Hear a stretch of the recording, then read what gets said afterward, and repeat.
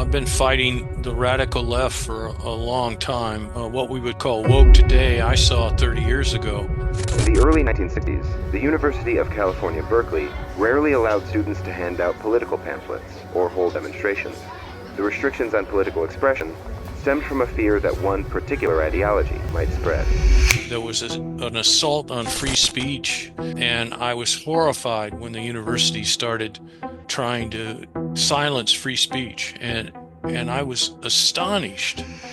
Our position was, you can protest, but allow somebody to speak. You want to hold that as a principle because it can come back and bite you. We started to see the advent of wokeness. It's probably due to women taking over. That they believe, for instance, that being a woman should be merely the first step in a wider mission to bring down capitalism. Now, I don't think most women are on board with that, and most women would be rather surprised to be utilized in this fashion. Well, we started privileging certain groups of people. I think that most people in the 60s, 70s, and 80s wanted to see better racial equality and social equality. Most people. But that's what the original definition of woke was. The modern day woke is nothing to do with that. It's time now that we stop being second-class citizens. We stop letting various groups with so-called privileges from running over us. Hierarchically and evolutionarily, I'm going to take us back to the hunter-gatherers. And the hunter-gatherers, male, female, grandmother, grandfather, medicine man, medicine woman, all those people knew what everything was for. They knew their job, they knew their role, they knew that some people were going to be different. We have lost touch with nature. We clearly have lost touch with nature. And when I speak about evolutionary psychology, and I have scientific evidence to support mine, and I see these feminists just shake their heads and go, well, we don't want to talk to you anymore because you don't agree with us, I realize that the country is in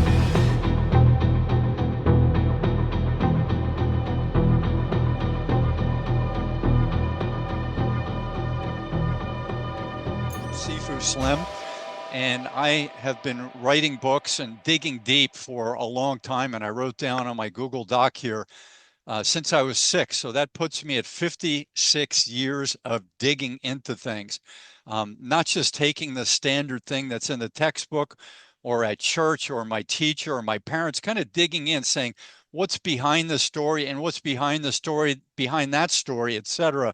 So Marc Defant has been digging in perhaps longer than I have. Have you been digging in 58 years, 60 some years? When did you start digging into things, Marc?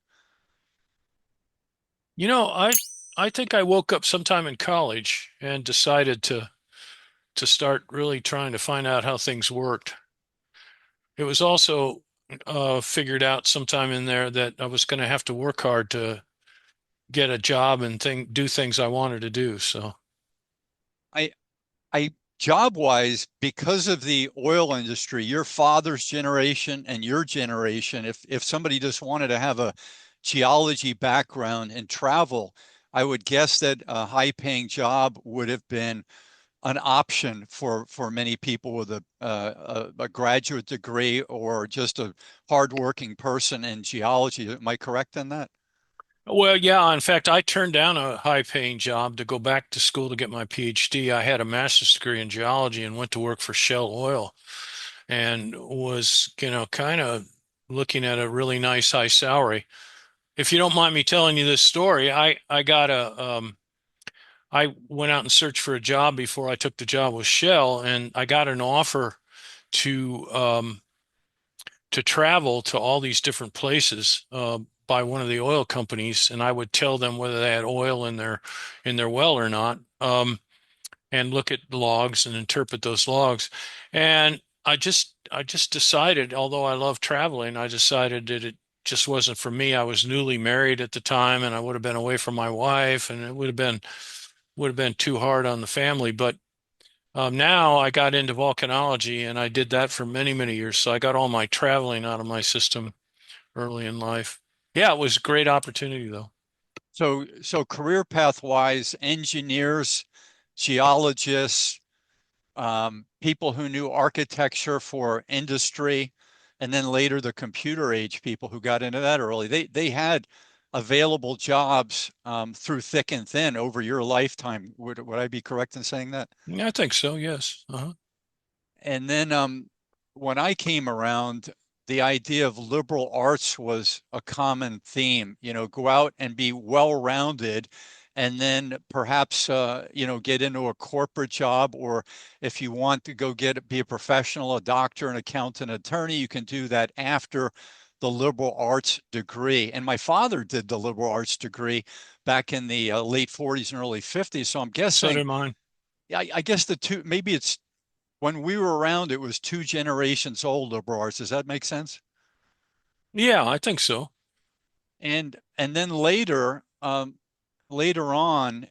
when the idea of a 35-year corporate job went by the wayside, and I think I saw the writing on the wall. One gift that I was given along the way, and probably when I was born, was the ability to use circumspection and to look long term and to see what was in the cards, what was behind the clouds later on. And I realized even early on that these people in my school who were going into MBA type programs, that might not land them a 35-year ever increasing pay scale and retirement type of a job. And I think I was right in that assumption. A lot of those people have moved 8 times, 15 times, those Mm. types of things. And along the way, they might have had a year and a half or longer if they got depressed with no job, maybe a divorce, these types of things. Maybe they had many years of depression and maybe even some substance abuse. So that idea that, like my father's generation, it was quite common Yes, it to was. have a 35-year job, whether you were a union plumber or a corporate person working for IBM or a financial firm or something, or a professor. Are you with me on that, Mark? I am. I've been a professor now since about 1983. No, 85. So, yeah, that's a long time to be in doing something. I found this picture, and I'm in a place where they don't have manatees. Over where you are, they have manatees. Am I They do a correct? lot. Absolutely. And Where are you? Excuse me, I'm friend. I'm in West Palm, Oh, okay. You're in Florida so then. I'm right near the downtown or the tall buildings, but I'm in a beautiful home built turn of the century. They're kind of cottages. I think they were built Nice. for the affluent people way back when, Hmm. but now they're little cottages going for 2.5 million. Can you imagine Oh that? my gosh. But we're Wow. we're insulated. We don't get that much traffic in this area, but right over there, half a mile away, are those big businesses and cafes and yoga centers, et Hmm. cetera. But what I wanted to bring up with this is the idea, Mark, that a manatee is wired to know what it's supposed to do. And I don't know how much mothering goes on with manatees, but at some point, like a chimp, it's about 5 to 6 years that a baby chimp or a growing adolescent chimp stays around its mother for various reasons. And I don't know, in a manatee, sharks are shorter times, this type of thing. They have their wiring. They have the survival instinct is bred into them, and they go out and they do what manatees do, sharks and chimps do. And along the way, I got to study the hunter gatherers. Have you done some heavy reading into hunting and gathering Quite a tribal bit, people, actually. Mark? Uh-huh. So I've been onto that since Jared Diamond's book, Guns, Germs, and Steel, I Yeah, I read think in it. the late 90s. Hmm. And when I saw Jared, I'm not saying I agree with everything he says. Some of the critics of some of his writing have some valid points, but I think in general, he's a good, hardworking, intellectual scientist. And I think he worked on fluency in 15 languages, has lived in Papua New Guinea Yeah, many he's a bright years. guy. And he's a hard worker. If he's still teaching, he'd be right around 90, still teaching. So uh, that type of a person who really was able to dig into things and then teach it and write books. when I saw him and I saw the level of my incapability of reading Guns, Germs, and Steel back in the late 90s with any ease, I said, hey, I've got a lot to learn. So I started a few years later digging into hunting and gathering people. And now I really feel that I think I try not to use the word feel because a lot of the young people are using the word feel, which tends to be an emotional word. I think, or I opine, or upon reflection, now I think that I understand what the day-to-day routine and what the motivations were for these hunting and gathering people. And now I take these young people who are in these videos, and they've been to perhaps feminine studies classes, and that those classes have been going on probably since the 80s with some growing intensity, and often led by non-dominant males. And I'm not saying anybody's good or anybody's bad. I'm just saying the tendency would be for a non-dominant male type of a person, not an A type, not a patriarchal type male, my way or the highway type male, would be the general person teaching those classes. And I'm just guessing, I don't know if that's true. So they're getting perhaps a touchy-feely professor who wants to be touchy and feely about any new facts, data, statistics, or other books that may not be based on peer-reviewed facts, data, and statistics. And one more thing I'll throw in, once I started watching your videos and some other videos of people who really dug deep into these things, I'm thinking that I'm not saying peer reviewed is the final answer, because if 80% of those peers who are reviewing your work or my work or whoever's work are touchy-feely people who want to give everyone a shot, no matter if it holds water or if it doesn't, I'm not even up to using that whole idea of peer reviewed the way we might have used it 20 or 30 years ago. So over to you, and feel free to go on as long a rant as I've just gone on. Well, I don't see it as a rant, but I would agree with you 100% that I don't know of many men teaching in feminist studies. Do you? I Uh, don't. okay. It's mostly women. And I think it is touchy-feely. I also think, and that's the reason I wrote that paper primarily, is that it lacks rigor. And when you see the kinds of reviews that I've been getting, I come from that science background where I still am publishing science articles, and I mean, they're tough reviews, and they don't horse around. It's not like you're all about your feelings. It's about whether you substantiated the data or not. And that's certainly not the case, at least what I've found. It's certainly not the case in even evolutionary psychology, but definitely in feminist studies. And I would discourage people from, and I think a lot of people that have gotten into feminist studies have realized that they've kind of been taken advantage of, because the only thing that I can find that you could use feminist studies for is to teach feminist studies. So a lot of people that get a degree in feminist studies and on getting a PhD in it and teaching it. I've just seen some terrible research for PhDs in that field, and several other fields that are related to the social sciences. So boy, I think we could really do for an upgrade in our universities in the social sciences. What did you think, Mark, about the idea of peer reviewed and the biases and the weakness in and the effort, to peer review one article that you wrote with all kinds of sources? Let's say it's a 5-page article, 3,500 words or something.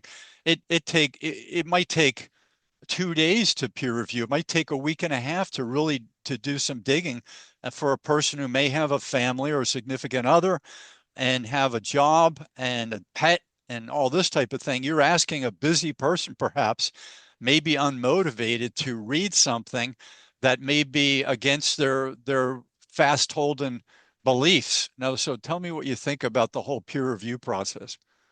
Well, I don't well, I think in the sciences, whenever you bring people together, you're going to get politics, you're going to get a certain amount of lack of rigor, and the application of logic to anything. But my experience with peer review has been pretty good in the sciences. I think for the most part, people that are very good in the field review papers, and they do a pretty good job. But I also run into the buzzsaw from time to time where somebody sees it as his turf or her turf, and they don't like you because you don't have the background. I've gotten into this Comet research group where we're studying the younger Dryas, where we think there was an impact.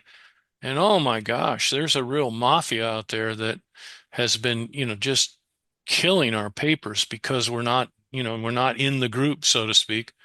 We're geochemists and general scientists, and not in the impact studies group. So it is bad in that sense when people play politics in it. Um, and and it can be bad. I mean, they now have, this ability to go out and you can complain about any article you want out there. And now it gets to be almost like being on Facebook or Twitter. People, come and try to take you out just because they didn't like what you were doing or how you did it or what you're studying. And it's bringing in a whole new aspect of things that I have never experienced before in my career. I So, was preferred. Sorry.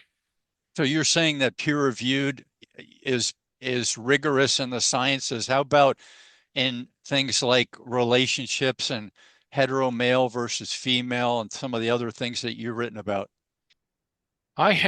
You wouldn't believe I sent out I just did a paper, well, but it was about a year and a half ago, where I was quite passionate about um, our young people being subjected to uh, surgery or a lot of hormones to have to transition. And I feel still that it's just too early in your life to be making those kinds of decisions.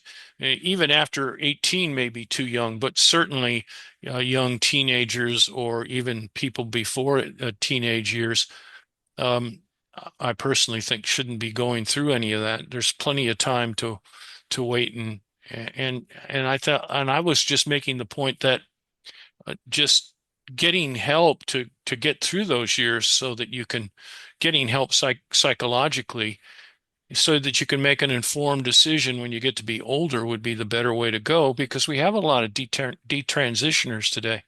Well, one of the reviews I got, all he said was, this is simply outrageous that this person would say this, that this should be removed immediately and not published.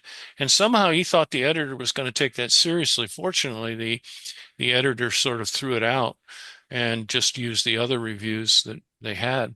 So that was pleasing to hear. But even in I think of that field as being on the edge of medical science, it's still got a lot of people that have feelings rather than logic involved in their decision making.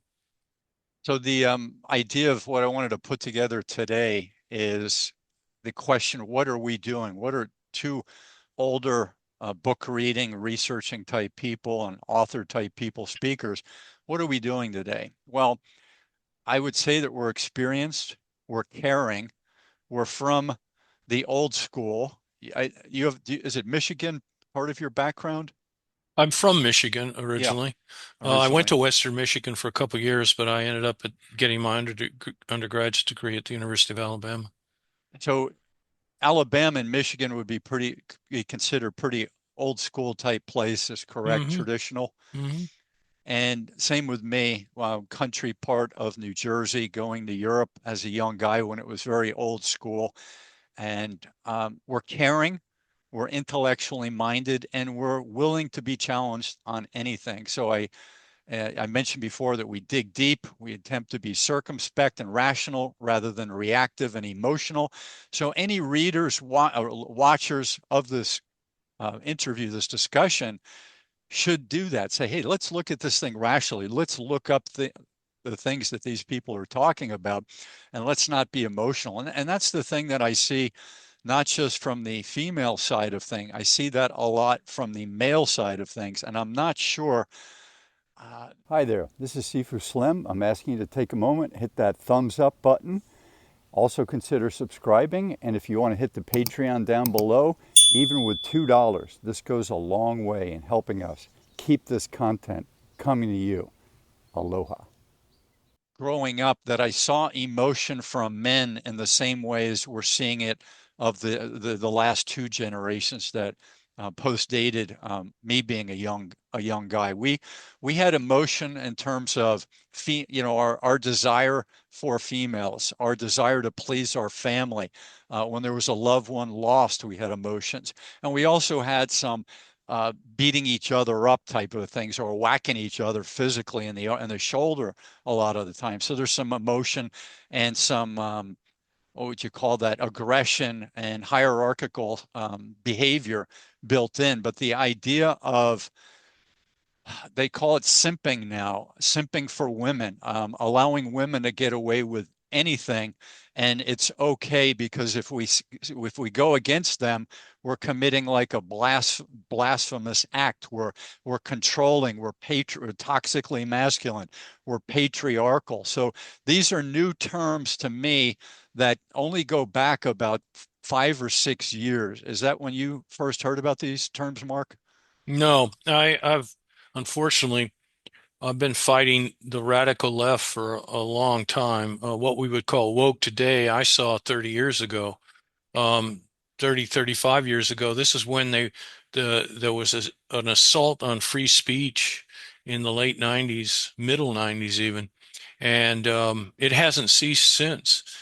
So it's been a long, hard road for me in the university because I insisted on not going along with it. I'm a freedom of speech guy, and I was horrified when the university started trying to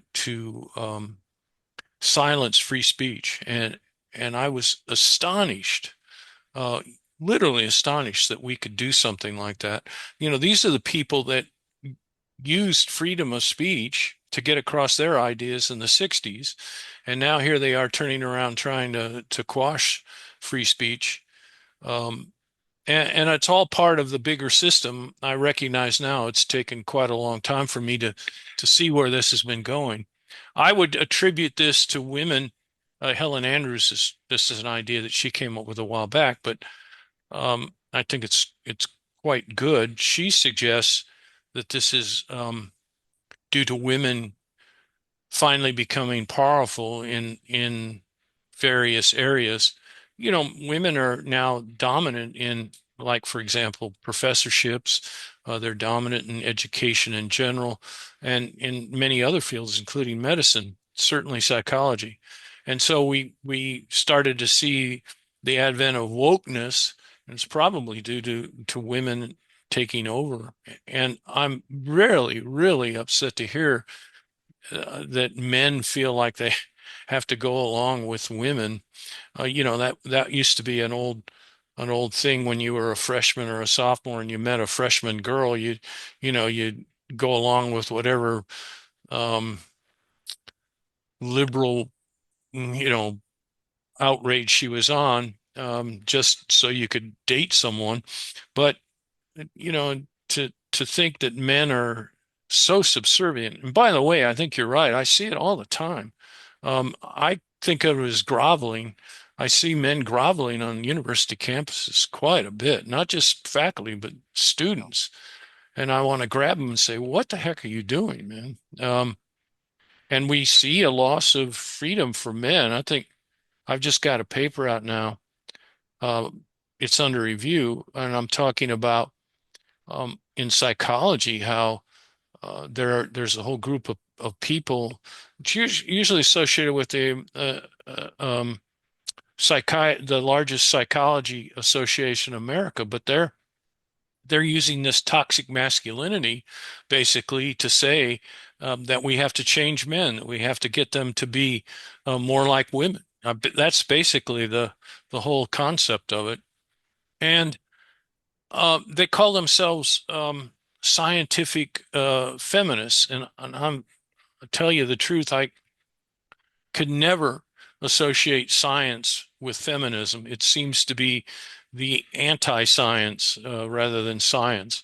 And these are all men that are driving this. They somehow have been so influenced by science, by feminism, that they're out promoting feminist ideas in fields such as psychology, which, and of course, the evolutionary psychology, which is the application of biology and science to psychology. Uh, they are extremely critical of that. And that's why I wrote that evolutionary psychology and the lack of rigor in feminist studies. So, Mark, are you saying that you heard the word toxic masculinity before I heard it, which was approximately 6 years ago? No, I don't. I think that is about the time I started hearing about Okay. toxic Okay. masculinity. I was worried that powerful weighted word had lasted for 30 years. My No, goodness no, gracious. no. It's just Uh, gotten worse and worse. yeah. And hierarchically and evolutionarily, I'm going to take us back to the hunter-gatherers. So I'll show the manatee knows what he is, and she is, and the hunter-gatherers, male, female, grandmother, grandfather, medicine man, medicine woman, warrior, water finder, person who was going to leave the tribe because they wanted to intermix the different people so they didn't have inbreeding. All those people knew what everything was for because they lived with each other. If they weren't away on a hunting or a warring party, or they were going to meet with the white man who was going to sign a treaty with them, they were with each other 24 hours or a good part of 24 hours a day, and they got to hear from all the different age groups, males and females. They knew about women's cycles. When you were a 5-year-old boy, you understood that some of your tribe, perhaps, the woman on her cycle went with a bunch of other women on their cycle to a different place in the encampment, and they were on their cycle for 4 or 5 days together, and they were brought food, they were brought water, and they were kept low stress. Some of the tribes did these things, wonderful. So the young boy got to see that. So people historically, hunting and gathering are upright walking entities, go back almost 7 million years as far as we know. And now we have, writings and archaeological studies that are heavy duty for especially the last 15,000 years. Lots of heavy duty things to show us how Aztecs and Incas lived, how Ogallala Sioux lived, and all these other groups of people in the tribal setting. So everyone knew what was going on. Then you take our roots over to Europe, perhaps in the 1800s, leaving Europe, or the early 1900s, coming to America. Mom, dad, grandma, uncle, kid, whoever, they knew their job, they knew their role, they knew that some people were going to be different. Yes, there were some people that were homosexual. Yes, there were some people who weren't quite sure, but it wasn't such a big deal that it brought the group down and took, in my opinion, and I'd like to be No, I think corrected you're if I'm right. not correct, it wasn't this big thing where people were saying, hey, I am important because I am different.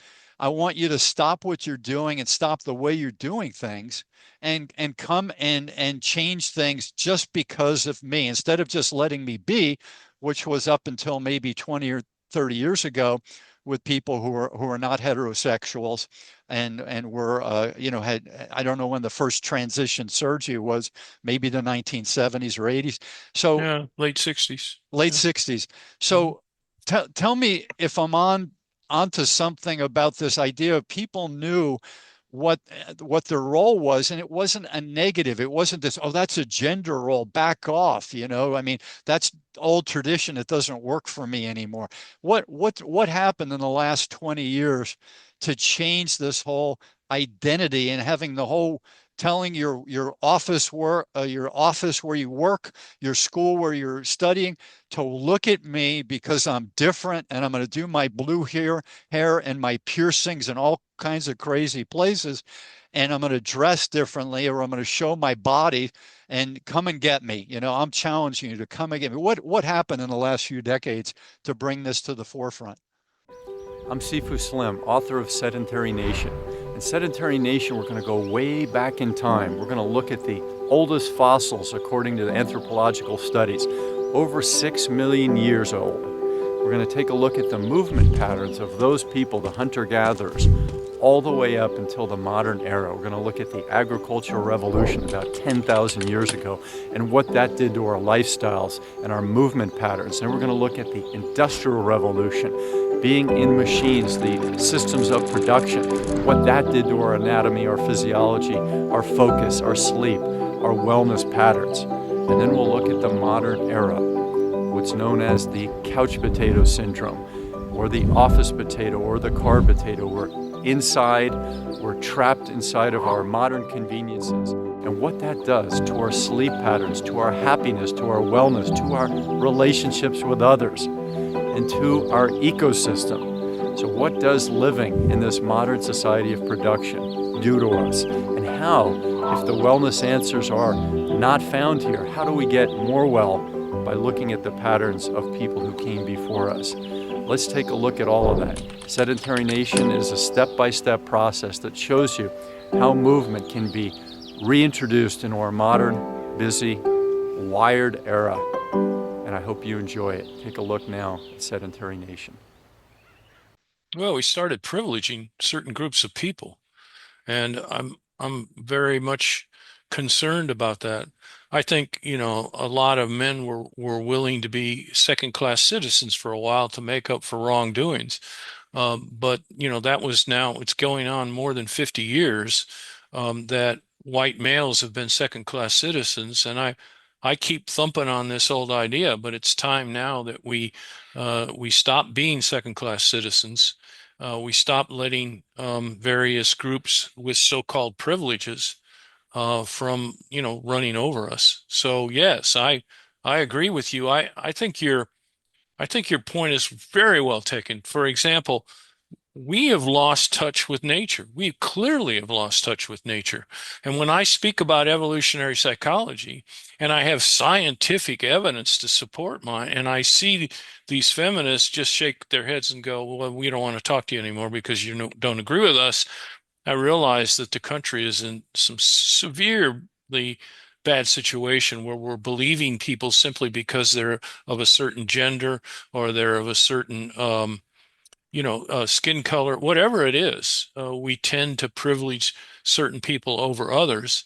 And science is beginning to lose its position in society. We no longer, the very things that gave us the technology and the advancements of Western civilization now are being poo-pooed. Meanwhile, over in China, they're using all that to great benefits. And so I fear that we're going to take a back seat for the future. And I certainly don't want my children taking a back seat to the likes of the politicians in China. I agree with that one. My armchair look into, like an armchair quarterback into communism is, and I'll start it out with socialism. I don't want to go too far in this. I want to get back to the male, female, hetero thing. But my take, just for any viewers out there to test this and let me know where I'm wrong, and let Mark weigh in on it, is that, and I've worked in Spain with people who were making back in 2003, making 1,000 euros a month and living with their parents. And then when they had a wife and wanted to have kids, they're building an annex onto their parents' home because that's the only way they could afford it. And that to me is a reason why someone would want to be socialist or a communist and want to say, hey, look, that's not enough money for me to live. I'm spending 60 hours a week working for this company as a skilled tradesperson or as a manager. And, that was, that's about how long ago? It's coming up on 23 years ago. But let's say it's 2,000 euros a month now, or 2,500, still not enough to go out and buy your own place and have the white picket fence, the so-called American dream, which the people may have had in Europe, some of them, not everyone. Mm-hmm. So a lot of people lived in tenement apartment buildings. But once you get into communism, you have this powerful elite that can control the military, like Stalin, like Mao, like anyone. Now they can live and have dachas and castles around their country.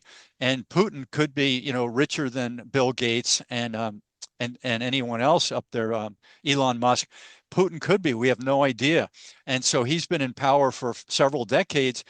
And that's what you get out of these communists. They're really a dictatorship of the cronies who will play ball with them until the Stalin starts killing you off because he doesn't trust you or he just wants to eliminate you. Tell me if you think this is a proper way to look at it, Mark.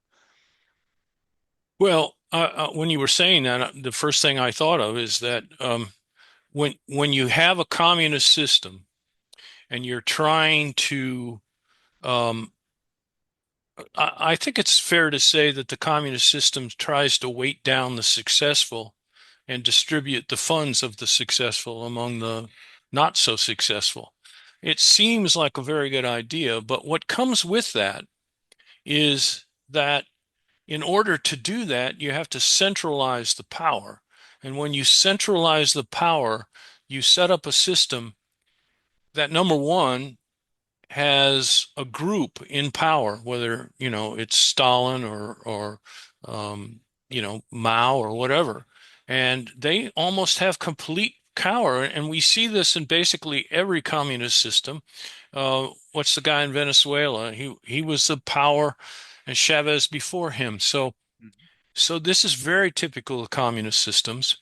I have some very interesting stories about communism because I went to the Soviet Union and was working in the Soviet Union before it collapsed.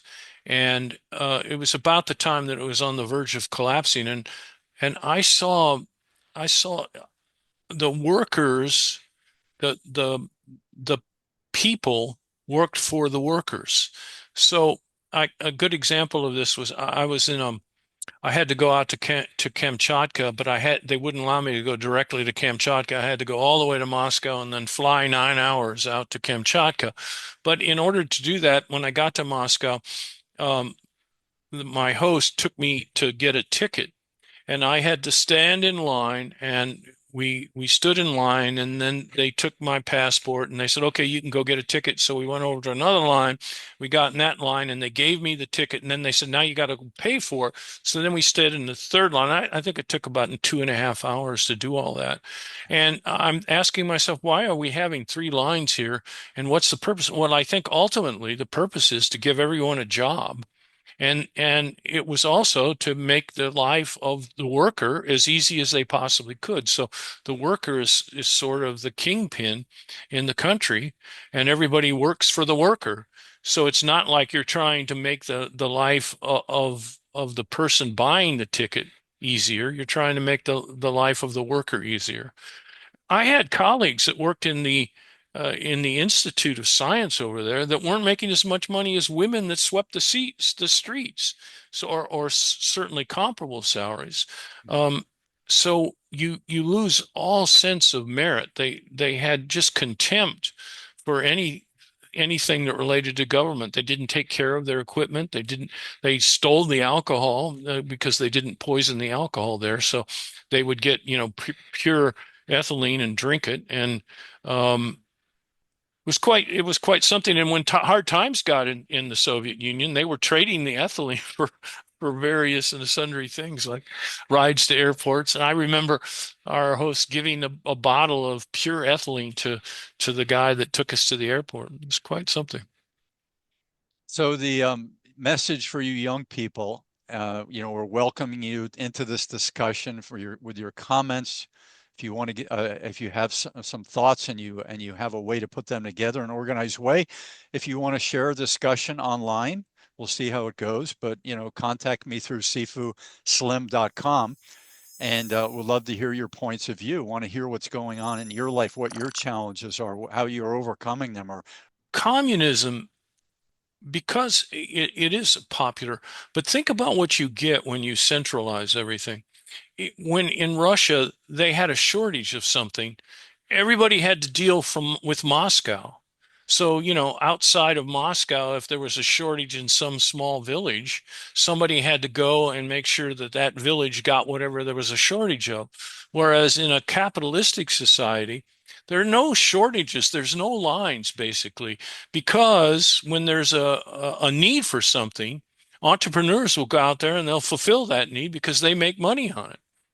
And so that's a wonderful thing about capitalism.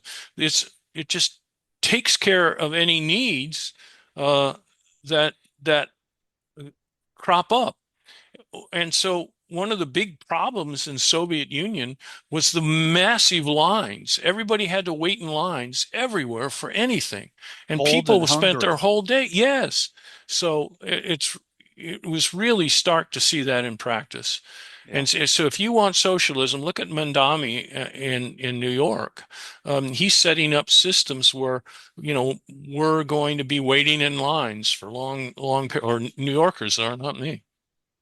No, I've talked to some people who grew up in New York just in the last 2 weeks, and I said, "When's the last time you were in New York?" And they said a long time ago. And now that Mondami is in power, it's going to be never. People in their 60s, 70s say, "We're not going back if I we don't see blame him. what's going on right now." I have fond memories from New Jersey going into New York Ranger games when they played the Hmm. Boston Bruins and Bobby Orr. Hmm. That was my team, the Oh, I Boston love Bobby Bruins. Orr. Yeah. Yeah, love him. And what a nice, soft-spoken guy he is, hard worker. And and uh, and I love going into New York. The streets were dirty. The fuel in the automobiles and the V8s was leaded fuel, Oh, and yeah. there were poor people coming up to wash our windows with those little pennies that they had just to get 50 cents or a quarter or whatever in the late 60s, whatever the amount of money was that was a tip. To me, it was a thrill, even though there was some depravity back then, and there were a lot of high income, and there was the Ringling Brothers Circus. There was a lot of movement in New York City, and I'm sure people who were in Los Angeles at that time and other major Chicago, other main cities, Paris, they would say the same thing. And I don't know again what happened in the last 20 years, but I've written in my book Sedentary Nation that we're seeing a de-evolution, and it's been going on. I say it's been going on since the 70s. And when you when you have people who are sedentary, and the sedentary behavior has been taken from joy and movement and recreation and fun in the garden and fun going for a walk or playing a sport, or whatever it is, it's been taken from that to the sitting in a cafe type of a person or sitting at their computer type person. And now you're saying, okay, you're sedentary. So the penalty is you have to go to the gym, right? Indoors, fluorescent lights often, or Hmm. LED lights, which are neither of those are good for you. Outdoors is good. And incandescent lights are far better than the other ones I just mentioned. And then the other penalty is, oh, you're overweight. Okay, now you've got to go to the gym, something you don't like. It's your penalty. Or if you're frail and you've got osteoporosis or other postural alignment issues, you've got to go to the gym and do physical therapy type postural alignment exercises. There's all these things related to penalties, which you and your generation, your kids in your schools and grammar school and high school loved PE, loved after school sports. They loved movement.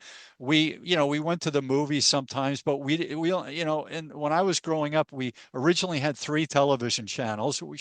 We watched programs together, but we were outside moving in cold and rainy and dreary often. New Jersey and Michigan was similar, and many places Hmm. across Europe and the rest of the world are the same way part of the year. If it's too hot in Palm Springs, you get your sport in early and late, or you're in the shade like of a pool with a cover over it, Hmm. something like that. So this sedentism since the 70s, increasingly so, and enhanced now in 2026, has really affected people's psychology. So without the movement, your blood, oxygen, all that stuff's not going. And the big thing that I took away from my long study on sedentism is that because I did 2 hours this morning, and it sounds like a lot, but it wasn't hard. None of that stuff is hard when you're on maintenance, like taking care of a garden or a house that's already dialed in. It's not that hard. And so I was out doing my stuff and swimming in the Atlantic Ocean, and now I'm kind of beaming. And so no drugs needed, no caffeine needed. Had a nap before I jumped online with you. And so that's the thing I think people are missing. And that's the reason they're part of the reason why they're taking the psychotropic drugs. They're taking sleeping inducing and drugs and caffeine to wake up because they're just out of balance. Over to Mark for his take on some of this.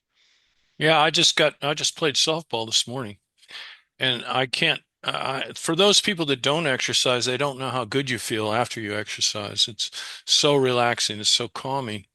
And um, I think that I think that feeling good like this has been part of my life for so long. I don't know what else I would do. So yes, I couldn't can't help but encourage people to get out and be active. And now, if you've done it, I mean, if you just pick up a newspaper and read it briefly, you'll see 100 articles on why you should be out exercising and moving and not sitting in front of a computer all day. And I must admit, even I sit in front of a computer, but I have a desk that lifts up where I can stand if I've been sitting too long, those kinds of things. So you can work So with it. you would know based on the longest flight you've taken in the last 5 years how rotten it feels to be sedentary. Am I correct? Oh yeah, yeah. And And that still try to get out of going to the Far East because, it's about a 24-hour flight by the time you get off and catch other flights. And oh, I used to do a lot of work in the Philippines, and it would literally take about 20 hours to get out there. did you have the availability at that time to stop in Hawaii? Could you have chosen to stop in Hawaii for 3 to 4 days to break up the trip? Well, there was always a stop in Hawaii, but I was always in a rush to get someplace so that I could get out and do field work. Yeah. But yeah, uh, Yeah. yeah, we had a stop, but I never could take advantage of it. It was just hopping on one airplane from another. So back to young people, Mark. So we're addressing you folks because we care, open-hearted, Yeah, I open-minded, agree. and we want to give you the facts, data, statistics, and also the anecdotes to help you make good decisions for your future.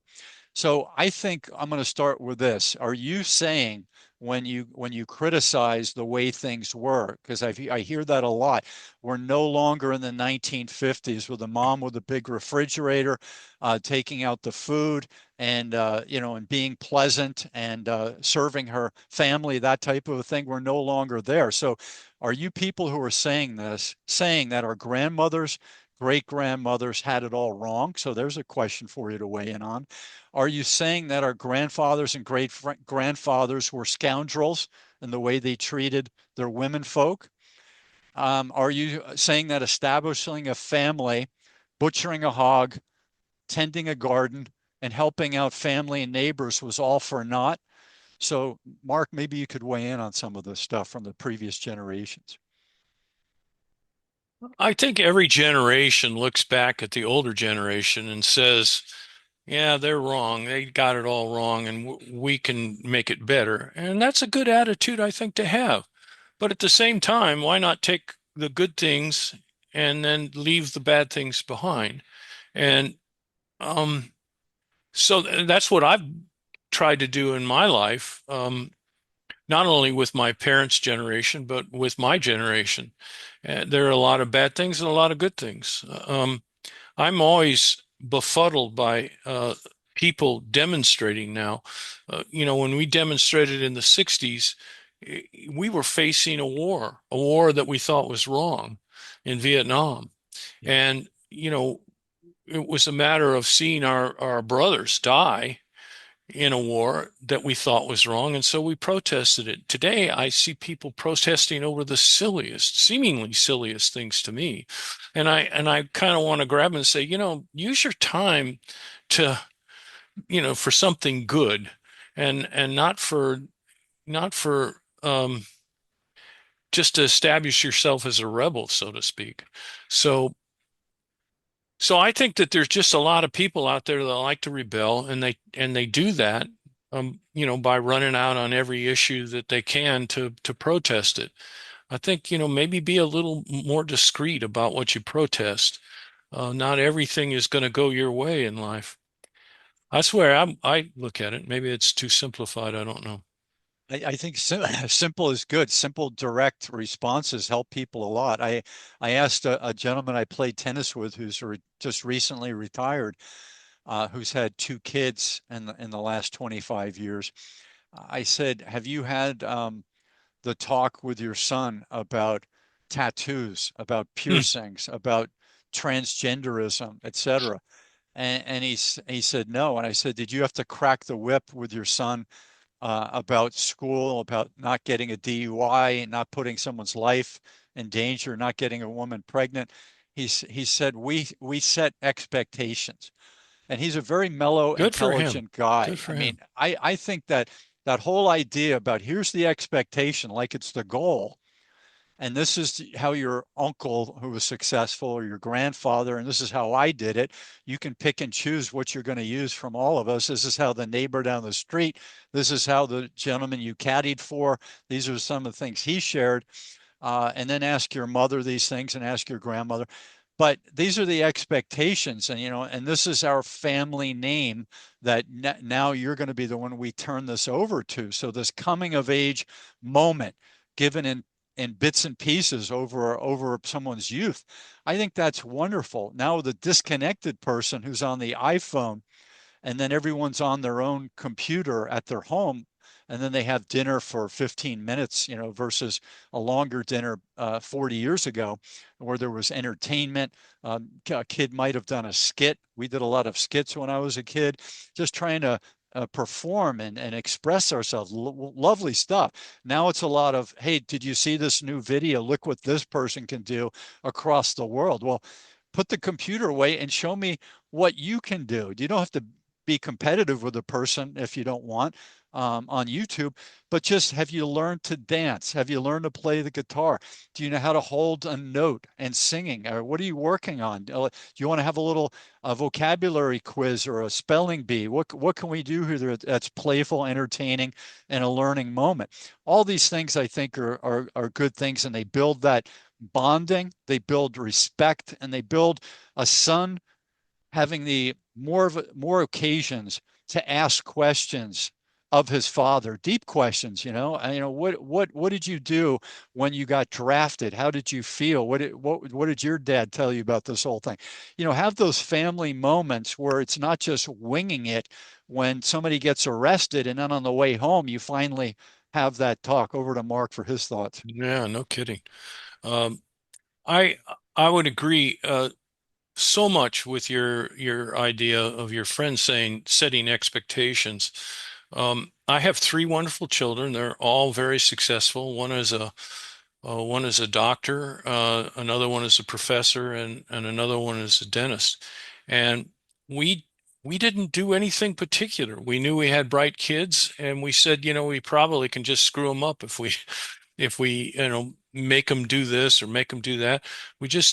We showed them more than anything. We showed them that we work hard, that we try to be good people, and we expect this of you, but it was never really said. It was just, okay, what are you going to do next? What are your goals now? Get them thinking about those goals, getting them to think about what they want to be when they get older, what they want to be doing, what they want, and what they see as success. Um, I think today there's so many young people that uh, they, to be frank, they don't have much crisis in their lives. They're not fighting wars now, and you don't have to have the threat of being drafted to go fight in a war. I often wonder if we weren't as, I don't want to say spoiled. I just feel like we grew up, with some bad things hanging over our heads, and we had to deal with that.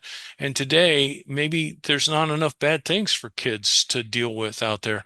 I sometimes wonder, and wars are never good, but there are some bad things in the world, and you know, being a vegetarian or not isn't one of them. I mean, it just seems like there's so many things that kids think are terrible or good, or and they worry about them so much when there's so many other bigger things to be concerned about out there. I don't know. Am I being too silly? I hope not. No, no, I think that's a good way to look at it.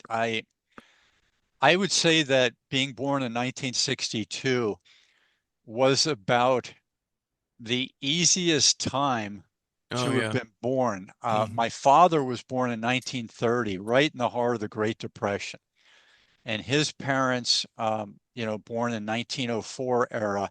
Lots of hungry people and thin people with, the belt that was cinched up two or three more places. Lots of thin people that didn't have enough calories back in those years. And 1962, the world was my oyster. I had teachers in New Jersey. I think that some of the old ones were even born in the 1800s, so that was kind of cool. Wow. But we didn't, nobody was beating us up in the neighborhood. Whereas my dad's generation, they had a lot of that. The Italians versus the Poles Oh versus the yeah. Germans, Hmm. the Catholics, the Jews, lots of that neighborhood squabble. Now, I've been into martial arts and some boxing for a long time, and I've met a lot of people who grew up in tough places, in different boroughs of New York and Brooklyn, who are 8 to 30 years older than I am, and they said after school fights and before school, waiting at the bus stop or just walking to school, the kid from two streets away was gunning for him for a year, and they had fights every day and this type of thing. So I wasn't that much removed from that um, in terms of years. It was happening while I was growing up, but just not in the neighborhoods where I was. So I was sheltered from that. And then we had the music industry. The Beatles were during my life, they were going and then winding down right when I was Hmm. starting to buy my first 45. So that freedom and bringing people together, and then that 70s movement caught on. And then Jim Morrison, who was saying, "I just want to get off of this place before the whole S-hole goes up in flames," that kind of a thing. So you saw some of that defiance against government institutions. Nixon, I did a conversation with a Buddhist monk on Nixon last year. I'll send that to you and see what you think. But Okay. I would say that my life, not counting Hawaii on an island in the 1600s, but in terms of in the material world, TV world, it was probably the easiest 2 decades of since the television was initiated. Would you agree with that, Mark? Yeah, I look back fondly to the early 60s.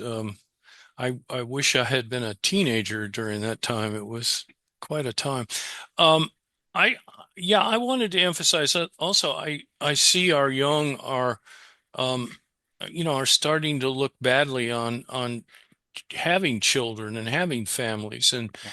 um, I think I think for men out there, I would encourage you. There are women that want to have families.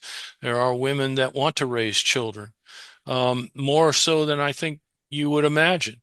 And so all I can emphasize is that the joy of raising children is beyond anything you can imagine if you haven't had children. I don't know if you have children, but for me, it's been a great experience.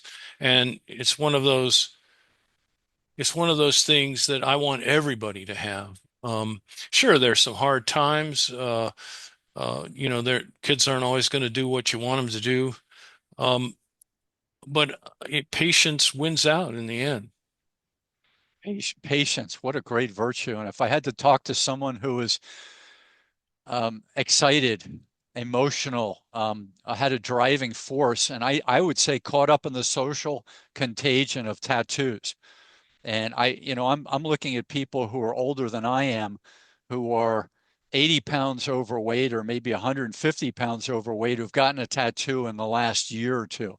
So I'm saying, what's going on with this whole tattoo movement? It's a permanent adornment, and in my opinion, this is just my opinion. You can like what you like and dislike what you don't like. But I think the colors that are on skin that they've historically used for tattoos, like the green and the red, are not attractive colors, and they don't look good on Caucasian skin like mine, and they don't show that much on people who have very dark skin. So I would tell those people to have some patience. If you want to do something wild, do a mohawk, do a henna art tattoo, wear some crazy outfits. Don't be a gothic person and go in and shoot up a school, but do some crazy things, or go into meditation, or go on an ayahuasca retreat. If you really want to rebel against the machine, do something that's not permanent. All right. Emotions, we know they embed in our psyche, so those are permanent. So don't do anything harsh that's detrimental to others or to yourself. But if you want to have a out of body experience, or you want to Forrest Gump run across the United States or a state or a county, do things like that, but don't demonstrate the rebellion or join the social contagion of tattoos on a whim. So over to Marc for his thoughts on that. Well, I look at it as a cultural thing, and I'm not sure that I want to, I want to criticize any cultural things. I do know though that where I work, I meet a lot of professional people, and I not only they're professors, but in general pretty bright people, and it's a extreme rarity to find someone with tattoos of any type on them. So I wonder sometimes if there's a correlation between intellect and IQ and not getting a tattoo. There certainly is a very strong correlation between smoking and lack of IQ. So maybe there is with tattoos. I don't know, but I would like to give them a benefit of the doubt. I know when I was young, there were various things that kids were doing that our parents didn't put up with. Heck, I got hell from my mother for listening to Tommy James and the Shondells. My baby does the hanky panky. So, and that was in '65. What? That was at 65. Yeah. Okay. I thought Uh, that song might have missed me, the hanky panky, but I wasn't old and I was only 3, so you were right in there with that young streak of playful music that dealt hmm with the uncovered body. Yes. Well, yeah, and there's a funny story there because Tommy James and his band, they grew up in my hometown, and my mother didn't know that.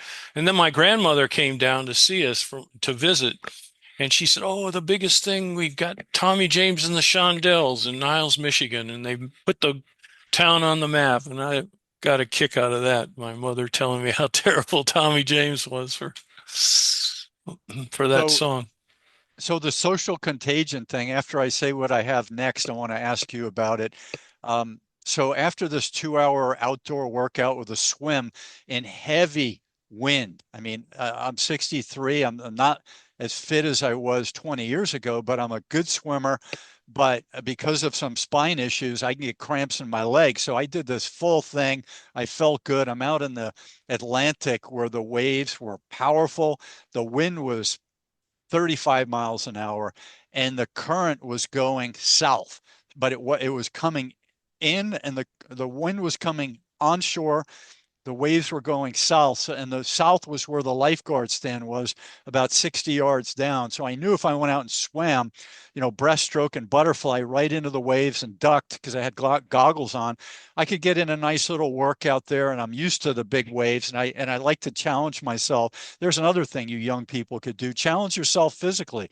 Do a martial arts, do fencing, do gymnastics, do yoga, mind, body, and spirit stuff, whatever. Go trekking, go rucking, which is putting a backpack on with some bottles of water or some bricks. Go rucking. There's lots of stuff you can do rather than rebelling with things that are permanent adornments like a tattoo. But so I went on this big thing and I survived, right? I survived. The last time I did that in that big waves last year, I almost didn't make it out because it was it was an undertow. This was just a side toe. So all I was doing was getting pulled down. I wasn't getting Longshore pulled. current, yeah. Yeah, onshore current. Last year, I almost didn't make it out, but I did, and it made me a better person for it. So I do like challenging myself.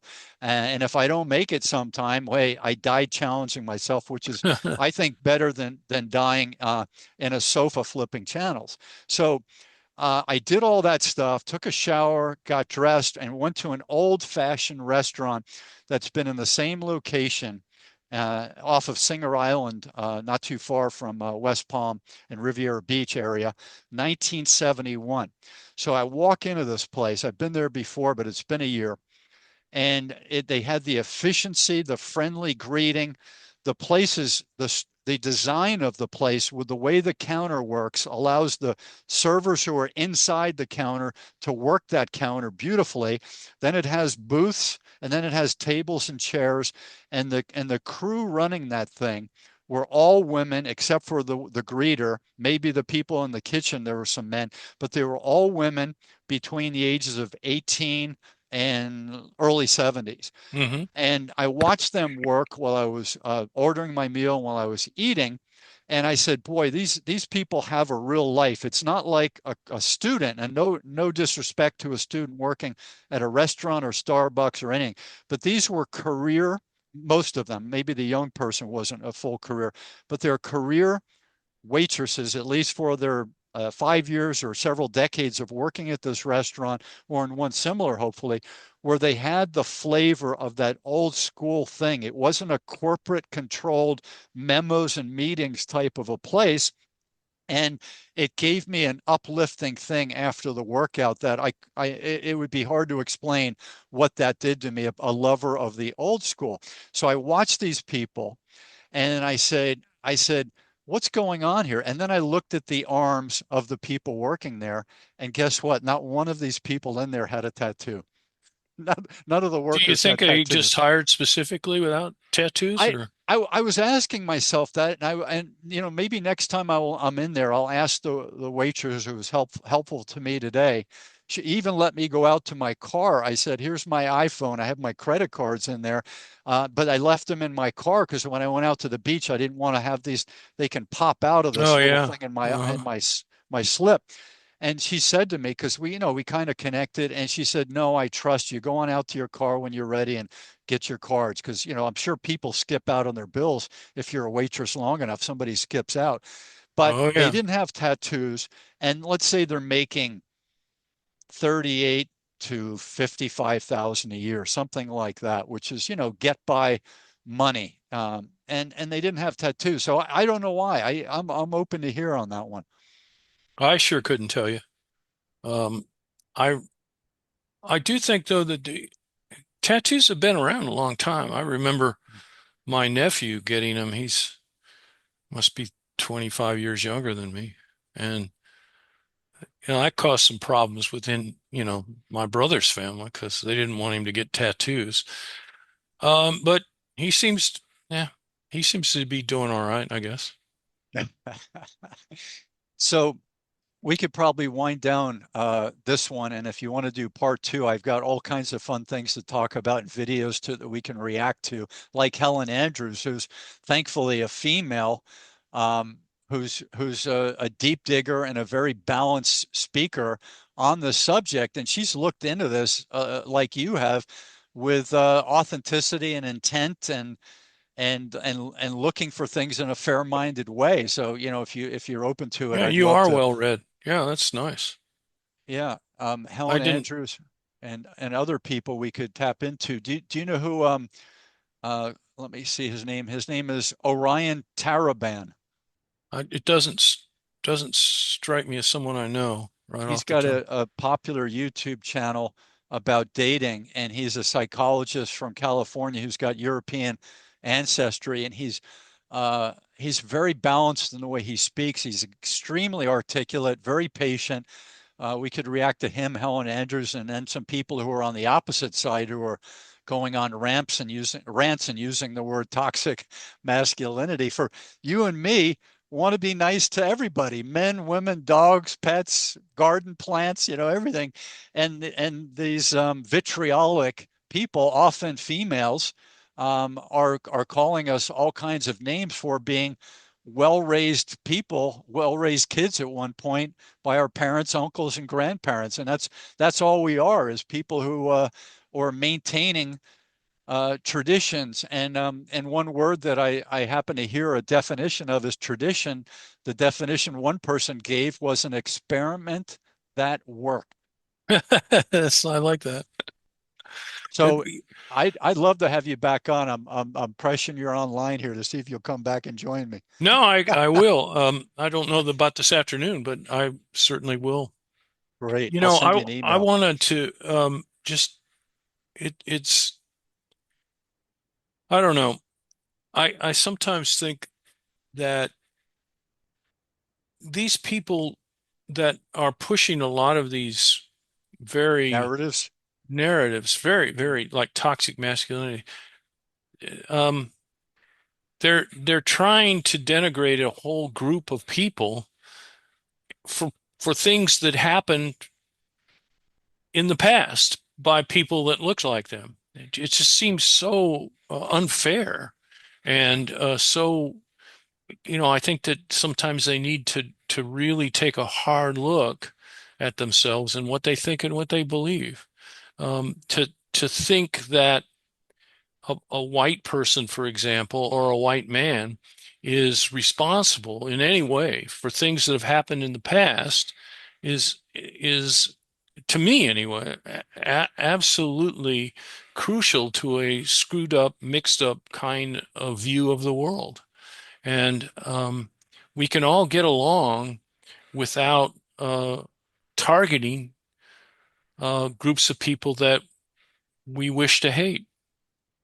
Or at least it seems to me that there's a whole group of in particular, women that do not like men and treat men contemptuously. And I see it a lot on the university campuses.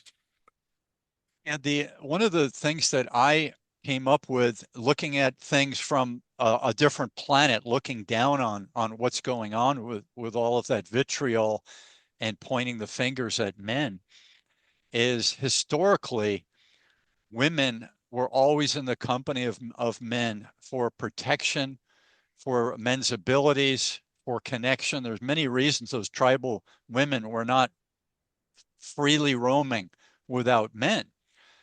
Different bands of people would have grabbed them up and wifed them or enslaved them or killed them, right? And so you had that during the tribal years. And then in our lives, it wasn't safe for a woman to just be wandering the neighborhoods in many Well, it's still places. not safe. Yeah, it's still not safe. And so the idea of the credit card, iPhone, Starbucks, Lexus, for a 17-year-old. And it's, interestingly enough, the last 20 years, a lot of young people don't even want to drive. So maybe they get there via Uber or walking or mass transportation. But the idea of this life of, I don't know if luxury is the correct word, the emptiness fits in there too, but going to a Starbucks with your computer and with your homework or with whatever you're working on, your Facebook maybe, your Instagram, and then your iPhone, and then putting on your earbuds and just zoning out for 40 minutes or an hour and a half, and then somebody Instagrams you, Facebooks you, or sends you a WhatsApp or a text, and that changes what you're thinking, what you're doing, etc. It's a way different lifestyle, and I'm not sure it's a good way to live. Now, there's a big movement going on, and it's been growing, especially the last 30 years, of this idea of going on a retreat to an organic farm, or working in an organic garden, or growing your own food on the wall in those different potting planters. So the idea of going back to nature and getting outdoors and growing your own mint, having your own chickens, this is a growing movement. And I think if the infrastructure allows more of this to be built, some of these green cities like Vienna and some other places in the world, Paris is a very green city, some of this stuff is taking up. And I think the human biochemistry and physiology responds to that just like it does to Brazilian Jiu-Jitsu. A lot of these young iPhone people the last 20 years have been gravitating to Brazilian Jiu-Jitsu and other martial arts because they like that technical side. They like the flow of it. They like the mind, body, spirit connection. They like the competition, and they like bonding with other people, men and women. Both have been going to this particular martial arts and many others. So I think that the physiology and the biochemistry trumps everything. And I think eventually the Homo sapien will go back to being a Homo sapien. But what happens in the next 5 years, I would say, is anyone's guess. Over to you, No, Mark. I would agree. I also would like to come back and talk with you about more about evolutionary psychology because I think understanding evolutionary psychology makes you aware of nature and it makes you aware of why you're attracted to someone, or why you have these feelings. So it's really it's really the quantification of psychology, which, is right up my bailiwick. Have you tapped into Robert Sapolsky at all? Oh yes, I've had some conversations with Sapolsky actually How did via you email.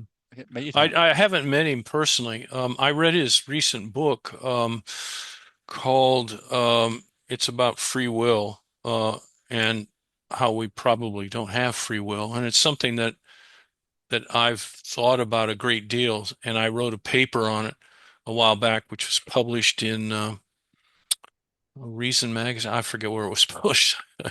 I've had a lot of them lately. So I wrote him, and just we started discussing a little bit about free will, and How did you write him? By mail? I sent him an email.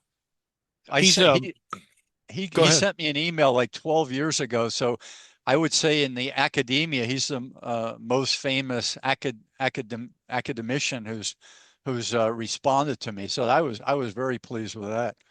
Yeah, he must respond to people that write him because he responded to me too when I wrote him about his book. Maybe Hey, hey, because I had professor on the end of my name. I have no idea. so I call myself a hardworking polymath. So I think there's three levels of polymaths. I think there's the Christopher Hitchens who remembers everything he's ever read and can artfully place that stuff exactly where it needs to be in a conversation or a debate or a public presentation Yeah, he was or in amazing. his books. He's the top literary polymath, I believe, because I couldn't tell you about Asia and Germanic speaking people, et cetera. But in the English language, since audio recording, I think he's the polymath of the non-scientific side of people. So there's Christopher Hitchens, Oxford and British, but lived in America from 1983 until he passed away in 2011. And then on the scientific side, again, I'm going to go with an English speaker, but this is a Jewish New Yorker from Stanford, Robert Sapolsky. He's the scientific smartest guy I've ever heard. And tell me He's if you pretty have bright. any people you would put in that group. Oh, Pinker, Steven Pinker. I don't know Pinker, if you're yeah. familiar with me. Oh yeah, he's quite Dawkins, a of brilliant. course. Dawkins is getting Yeah. up there in years, but well, what a wonderful mind. Um, and gosh, Dawkins. Yeah, I would love to meet Dawkins someday. Running out of time here. Yeah, maybe I don't know if this is possible, but I would pipe down to let you and Dawkins do their thing, and I could be the moderator of the thing because I want to capture both of you. He's more senior than you, but I would love to capture a talk between both of you. And then if you would have me back with my diatribe, I would love to jump in at a future one. But I'll sacrifice my mouth for the first go around just to get Dawkins online. Yeah, sign me up. I'm all for that. I'd love to talk to Dawkins. Wonderful. Yeah, So go ahead. go ahead. So yeah, this has been a pleasure, Mark. I'm so Oh glad yeah, that very you much so. responded. What Thank a you. great thing at age 74 to be doing what you're doing, 40 plus years in academia and hard work and digging deep. And again, being fair-minded and open-minded, which I think is your nature. So that's kind of Thank who you. I am. And Dawkins, I think, is fair-minded. He gets a He little is. ticked off sometimes, but I think he gets rightfully so ticked off at someone telling him that the Quran is a labor of love and peace when the penalty of leaving the religion is apostasy, which means being killed. And I'm not sure if that's in the Quran or the separate the hadith or the separate things that are related to the Muslim faith. But I think we'll get into Muslim in a future one, but I think any written work, you can't hold it above all information. I think you have to be able to edit things with sensible knowledge, with history, and with again open-hearted and open-minded reactions to it. You can't just say people 2,000 years ago or in the year 600 they had all the answers because a prophet heard this from a God being type of a thing. That to me doesn't make any sense that you can't edit scripture. Well, you won't get me to disagree with you. Um, I'm assuming that's water. When you're drinking it out of a ball jar like that, I think of vodka. I don't know why. I couldn't handle 2 sips of vodka. Yeah, I figured that. I'm a lightweight, so Uh, if you want to take me on a wine tour, you better not make me the driver because half a yeah, glass will put me out of I'm the commission same way. as the limo guy. Yep, I agree. Any share your website with us, Mark, and any of your latest initiatives or works that you want people to take a look at. Well, my website is www.marcdefant, M-A-R-C, Defant, DEFANT.com. I just had the best time lately. I've gotten involved over the last few months, 4 or 5 months, with the Comet Research Group, and I mentioned it earlier, but it's been so much fun getting back into geochemistry a little bit more. I've been off on a tangent here with evolutionary psychology, but I'm working my way back into geochemistry and isotopes and all that fun. And some of our recent papers you can find on my website if you're so interested. I, I will take a look at that. Thank you for giving me a new field of study. I love homework, and I got it from the author today. So I'm glad to get that impulse to take a step aside from my Jack Reacher stories by Lee Child, who's a great author, a modern author, and I'll put the fiction aside and pick up the science and the research and step into that. That sounds like fun. You might be interested in Sapolsky's new book too. Sounds like you're into a lot of that stuff. And for your audience, I would recommend Dan Dennett just passed away, what, about a year ago. But what a brilliant mind he Yeah. was. And then I'm also thinking of I can't the rational optimist guy, Ripley. Ripley's a superb mind, and we need more guys like him. Hey, do you think that when I mentioned that I only know the Anglophile polymaths, and I didn't finish my statement, I would consider myself like if Sapolsky and Hitchens are the top tier, and Hmm. if there's 3/3, and then there's a second third of professors who've done, a field of study in one specific area or related specific areas, I would say they outrank me, but as a generalist polymath, I'm putting myself in the lower 1/3 of people who have had a job but have read and written and tested as much as they could. And part of my speaking with you today is to test philosophy, because that's really what we should do with our thoughts and our writing, is put it out there and let other people take a look at it, let them peer review it, this type of thing. But I forgot what you had asked me. Oh, well, I'm just saying that, for example, Dennett, and to some extent Dawkins are philosophers in my mind. They're Yeah. scientists. Well, at least Dawkins is. Yep. Yeah, Dawkins, I think I mean, Hitchens and Dawkins are about as entertaining to listen to as anyone in the intellectual realm. Sapolsky's up there as well.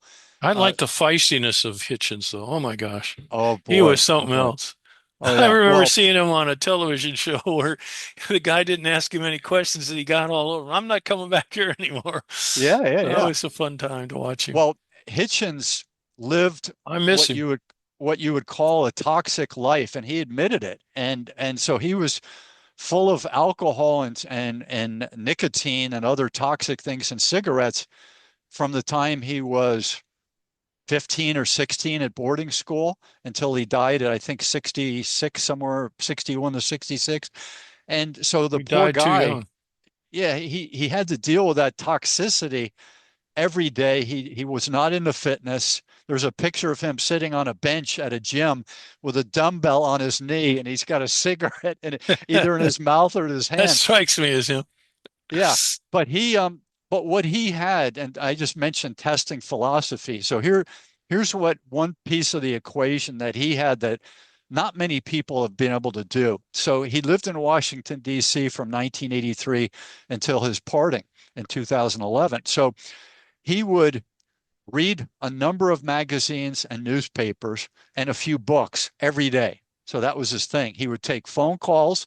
I think he did no emails. He didn't do any internet searching, but he had a library in his apartment, I think in Georgetown or somewhere near Georgetown, that was full. And he did all that. So, and then he'd get a call from you or from me, and he would spend 20 minutes with us. Then he would get a call from CNN or somebody else that wanted him to be on a show tomorrow. And I looked it up on ChatGPT. I thought he was the most interviewed person from the 90s until his passing away. I said, but it could be Bill Clinton. And ChatGPT said, no, Bill Clinton would have been higher because of X, Y, and Z. So I'm open to hear on that, but he was so well versed on everything that they knew in terms of international diplomacy, how governments work, World War II, a recent war, an insurrection, a Oh, staggering male-female. intellect, no question. Yeah, he could weigh in on just about anything. And if he wasn't the expert, he would tell you. But he said, I happened to read so and so's book, and he opines X, Y, and Z. But he could artfully expose that thought like no one's business. And so he would do that, and then he would get a call and say, we're having a gathering over at this government building with a bunch of intellectuals and government people and billionaires. Come on by. And he would go there, 60 people, the wine, the hors d'oeuvres, whatever, somebody would speak, and then he'd be there for 4 hours, and he'd be the center, like Ben Franklin was in the mid 1700s. He was like that in the 1980s through his passing away, where the captains of industry, the head lobbyists, the senators, and their wives, they would all be around Hitchens because of his knowledge and his I believe. entertaining. And then he'd be on his third drink, and he'd be hilarious. So I mean, he had that testing his philosophy, and then getting information from these senators, fresh information from the front, basically on a almost daily basis. So I mean, how do you get more information and ability to test your thought than what he had? Yeah, and you have to wonder how much of the drinking hurt his intellect. So it didn't seem to, but who It, knew? he after he was done with that party at 11 or 1 a.m., he'd get home, and then he would write in 2 hours his article for the next day that was due, and he would do it in one or two drafts on a typewriter. So he's just an amazing guy, living an old school way Yeah, from like the 1950s or something in 2008, 2010, still doing that old school way of human interaction and writing on a typewriter. it's quite amazing, isn't it? Good deal, my brother. I'm Well, thank you Sifu for Slim. having me. Yes, excuse me for interrupting. Sifu Slim at sifuslim.com. We know Marc's website. Follow him on his interactions and his books. Read his books, and invite him to your show if you happen to have an interesting show. But we need to capture knowledge while we still have people around and available and amenable. And so I'm pleased that Marc spent the time with me today, and I'll shoot you an email. We'll see where we go from here, Marc. Oh, Thanks so I would much. like that, Sifu. Thank you so much for having me. I really enjoyed it. You're a good Big guy to talk to. big aloha, brother. Appreciate it. Thank you. Take care now.